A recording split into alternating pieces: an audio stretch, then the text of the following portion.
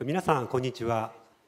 本日は、NVIDIA の、GTC Japan 2014にご来場いただきまして誠にありがとうございます。こちらのセッションはですね、ハイパフォーマンスコンピューティングを中心としたセッションになりますので、どうぞよろしくお願いいたします。まず最初にですね、NVIDIA の、バイスプレジデントソリューションアーキテクト&エンジニアリング担当のマーク・ハミルトンの方からEvolution of HPC と題しましてお話をさせていただきます。Marc, please start. Thank you. So I spoke to you this morning, if you were at the keynote, on enterprise virtualization. So this is not the enterprise virtualization section. Hopefully you are all here to hear about high-performance computing. I'm going to start by going over the GPU hardware roadmap. Now, I know that David did talk about the roadmap briefly this morning, but I did want to repeat it and perhaps add a few details for anyone who might have missed this morning's keynote.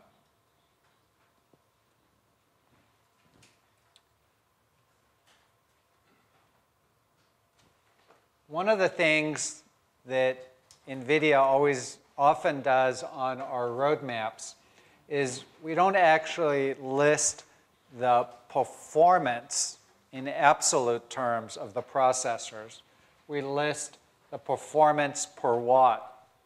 So if you look at the side of the graph, you can see that. And that's what we continue to work on with every different version of the GPU, to make sure not only that it delivers higher performance, but higher performance per watt. I'll go through and will not focus on the existing GPUs, Kepler, and even Maxwell that have started to ship, but we'll spend a little bit more time talking about Pascal and the key features of Pascal.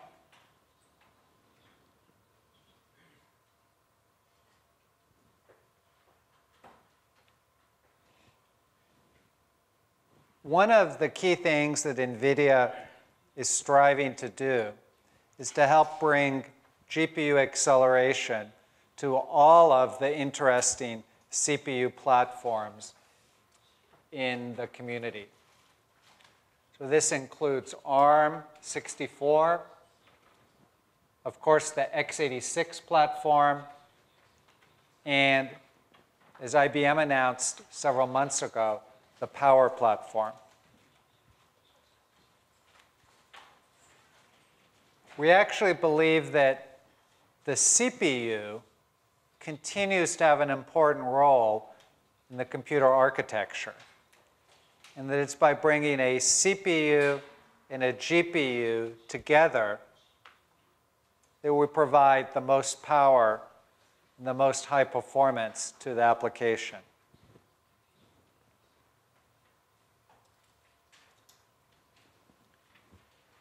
However, today, if you're a system vendor, HP, IBM, Dell, and you build a server with x86, there's certain bottlenecks that you have. The PCI Express bus connecting the CPU to the GPU is one of the main bottlenecks. And this was designed for originally slow-speed devices. The PCI is very good when you put in your USB stick and transfer a file. It's not so good when you want to transfer data to the GPU.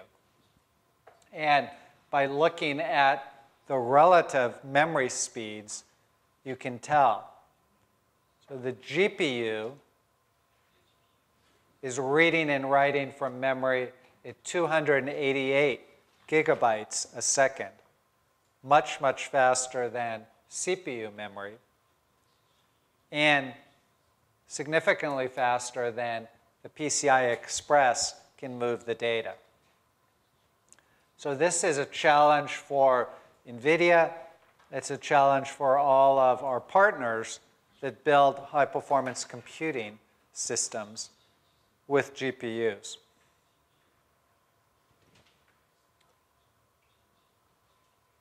So as we discussed this morning, NVIDIA's answer was developing NVLink. This can be from 5 to 12 times faster than PCI. And in fact, as shown in the picture, there are multiple NVLink connections that can be built into a CPU or a GPU. So if you want to build a server that has one CPU and one GPU, you can use all of the NVLinks to connect the two together.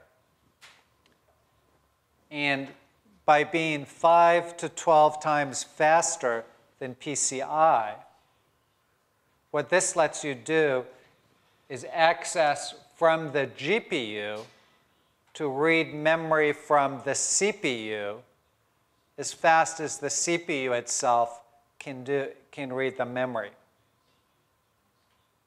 So the PCI bus is no longer the bottleneck with NVLink.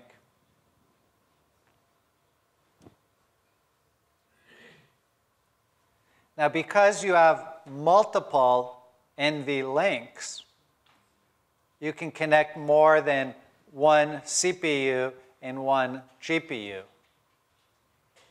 For instance, you could connect 4 GPUs together, each with NVLink, and then connect all of those GPUs back to the CPU. So the flexibility of having different NVLink configurations will make it easy for the server vendors to build different types of servers optimized for applications. Perhaps using 4 GPUs might be very good for oil and gas or machine learning. And perhaps another code in chemistry or another application only needs 1 GPU. Because any software application has different mixes of single-threaded code that runs well on the CPU and parallel code that runs well on the GPU. So again, what we really want and enable with NVLink is for you to have the best of both worlds of the CPU and the GPU without any bottlenecks. If you only had the CPU, you of course would not get the same levels of parallelism. And if you only had the GPU, there are certain codes that the GPU is not as good as the CPU.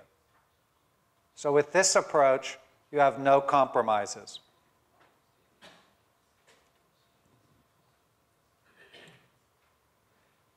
Now, of course, now that we can access the CPU memory at a faster rate with NVLink, and now that the GPUs can talk to each other with NVLink, the next bottleneck starts becoming the GPU memory. If you remember, the GPU memory was 288 gigabytes per second. And the problem is, no one is making memory that's any faster than that. So how, when your basic memory does not speed up, can you actually get faster memory and more bandwidth to memory? So the answer is the so-called 3D memory. If you take multiple memory chips and stack them up on top of each other, and then connect them with small, tiny silicon wires called through-silicon vias, or TSVs. You can actually build memory that is much, much faster. And at the same time, it's more energy efficient. So you may ask, how can something be faster and also more energy efficient? So a normal memory DIMM, if anyone has ever seen the inside of a server, you have the CPU here, then you have 4 or 8 memory DIMMs next to the server. And you have wires on the circuit board that connect the two. And comparatively to the wires inside the chip, the wires on the circuit board are very big and not energy efficient. With the stacked memory, you actually connect the memory stacks and the GPU on another piece of silicon, and you don't actually have wires going onto the printed circuit board. So it's much faster and more energy efficient.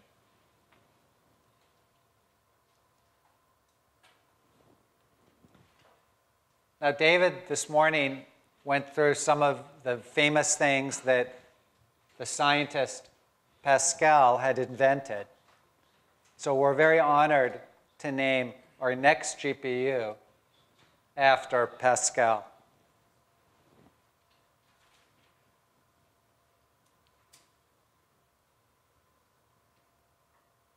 So they didn't let me bring the actual Pascal model. Now, I was going to bring a pen, but of course the pens are different sizes. But so while that looks large on the screen, it's actually the module is 1/4 the size of an existing PCIe-based GPU. So if out on the show floor you see one of our GPU modules, think of replacing one GPU with 4 Pascal modules. Now, the GPU is only the chip at the center. What is shown next to the GPU is the 3D memory. These are the 3D stacks of memory. And around the edges of the board are the power regulation circuitry, which is part of the technology that makes it efficient.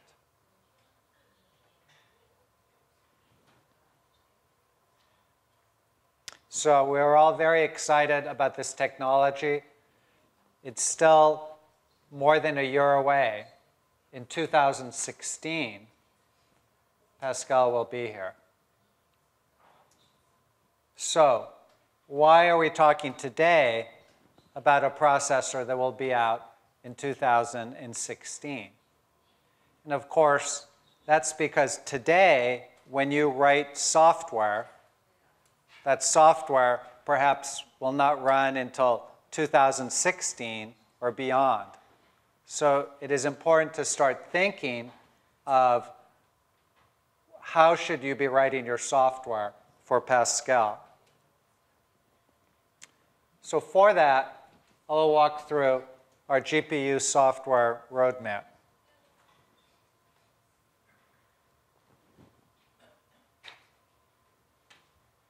The first important concept for Pascal is unified memory. In unified memory, you don't have to wait until Pascal to start using. Starting with CUDA 6, which was released earlier this year, you have unified memory. So how many people have programmed in CUDA? I know there's a few out there.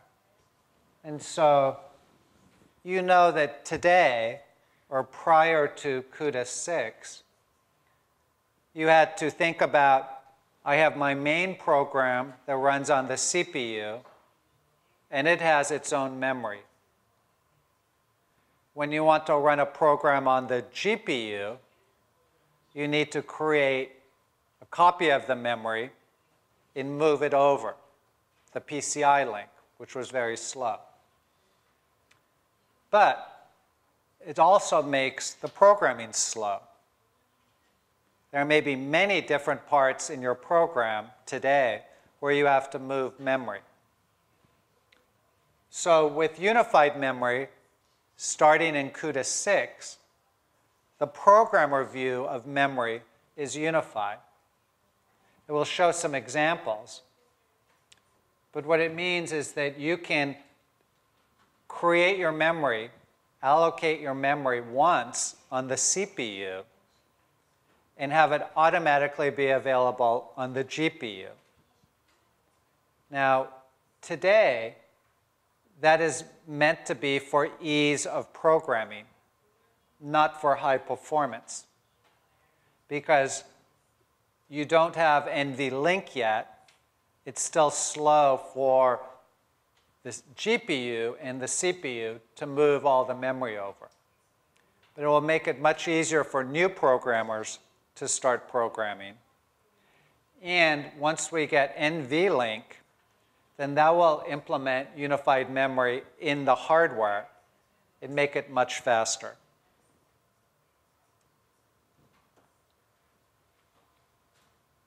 So two different things the unified memory delivers. One is the simpler programming model. The second is the performance.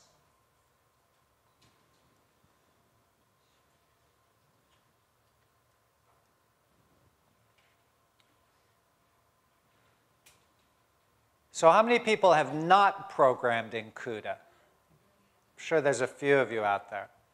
Maybe some of your friends have not programmed because someone said it's too difficult. So here is how CUDA 6 makes it easier. The CPU code is how you would call a function today. You allocate your data with malloc. You read some data into the data structure. You call a sort routine. You then use the data, and you free the data. With CUDA 6, it's almost the same. You see in yellow or in green, you use the new CUDA malloc managed call. This creates unified memory that can be used on the CPU and the GPU. You then read the data, just like on the CPU. You then call the sort routine. Now, if you haven't used CUDA before, you may wonder, what are all those funny little angle brackets? That's simply the methodology or the format, the syntax used to tell the compiler that you're making a CUDA call that will execute on the GPU.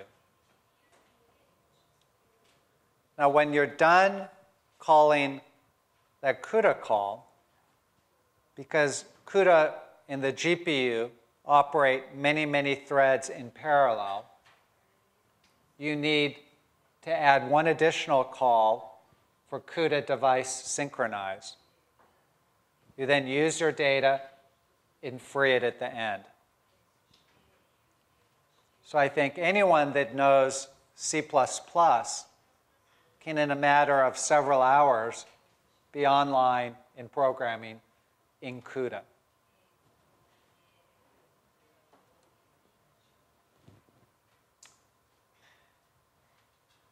Now, as you heard this morning, NVIDIA has actually shipped over 1/2 billion, over 500 million CUDA-capable GPUs. In everything from laptops to some of the world's fastest supercomputers. So most people, most CUDA developers, can write CUDA code and test it directly on their laptop. as long as they have a CUDA-capable card. But if you have a very large program that you want to run on a supercomputer, you don't always want to go sit right next to the supercomputer. So with the NVIDIA development tools, you can run your development environment locally on your PC and remotely execute the code on a server or a cluster that could be across the building or halfway across the planet.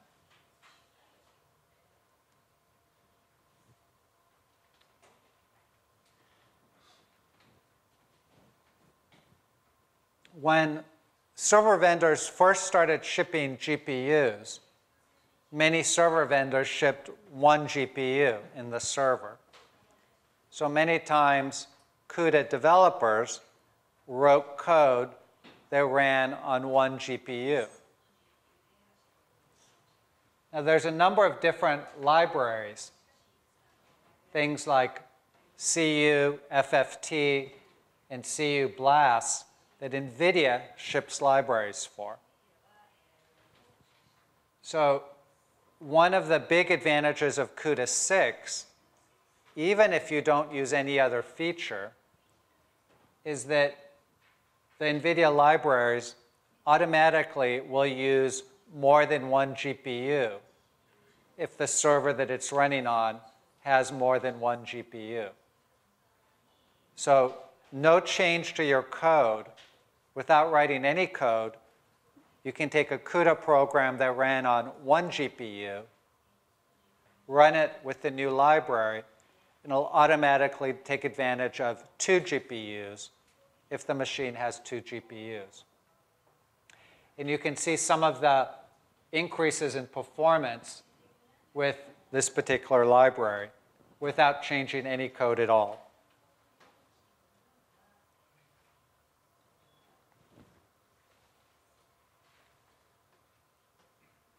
Here's some examples, again, that show running the Intel math kernel library versus running on a GPU simply by adding the GPU library when you link your code, getting a tremendous amount of speed up.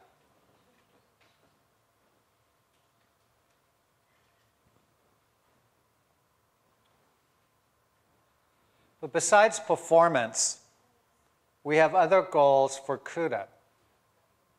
They include making it simple, easy to learn, helping you be productive, writing a lot of code or getting your code done more quickly.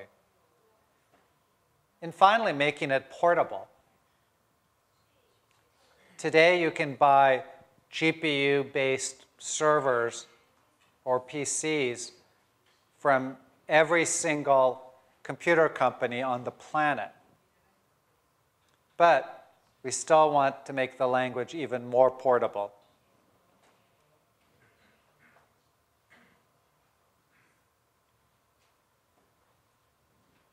And again, the goal is to help people move from how they write programs today, where the GPU part of the program is very much separate from the CPU or serial part of the program, and let people move to an environment where the software automatically handles the complexity.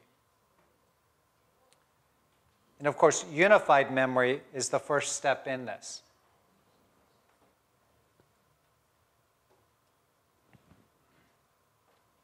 But we do realize that not everyone wants to or needs to write in CUDA to take advantage of CUDA in the GPUs. So there's other different approaches. OpenACC was released several years ago. It's a compiler that is very similar to OpenMP that lets you put in directives to have the code automatically generated. And many other languages are supported as well. The The easiest would be once languages such as C++ have new parallelism features added to the language, and the compilers automatically can generate CUDA code. And of course, one of the most widely used compilers on the planet, the GCC compiler, is having OpenACC functionality added to it. So again, we're very excited about the GPU roadmap at the hardware level, but also excited about the CUDA and GPU software roadmap at the software level. So thank you very much, and we have a number of other speakers throughout the afternoon that have other presentations. Thank you, Mark.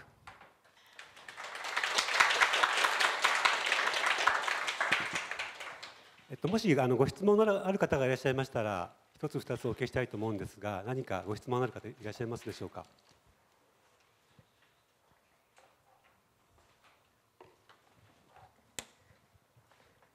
Thank you very much for the talking. I have a question about the NVLink. You show some slides where you have one GPU and CPU and you can communicate.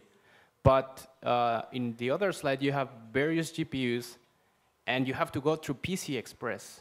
Meanwhile, the GPUs can communicate between each other, but CPU cannot communicate at the same time with various GPUs. Is that correct? So that was one possible implementation. So you have a certain number of NVLinks, and you can use some of them to connect the GPUs and some of them to connect to the CPU. So depending on how you lay out the links, you can do one or the other or both. Thank you very much.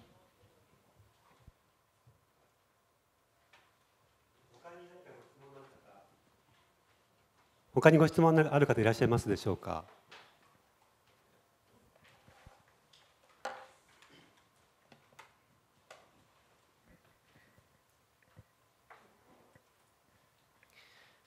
So what I'm wondering is, right now for multi-node support, basically what we have to use is MPI, right?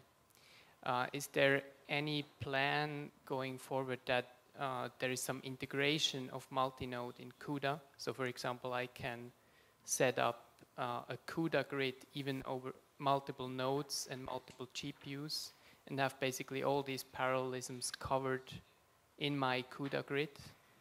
I've heard that iRay is somehow connected with multi-node without MPI implementation. Is that something that we might see in the future?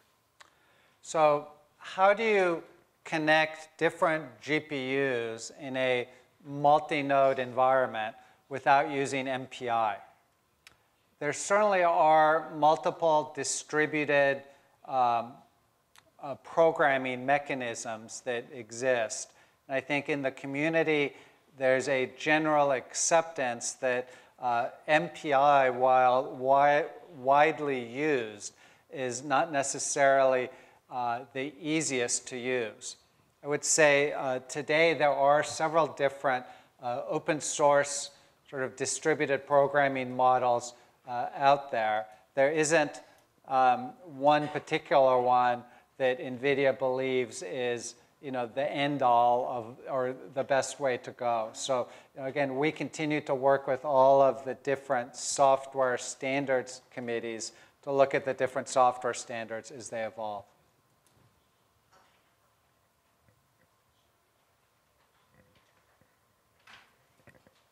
それではお時間になりましたので、これで最初のセッションを終了させていただきます。ありがとうございました。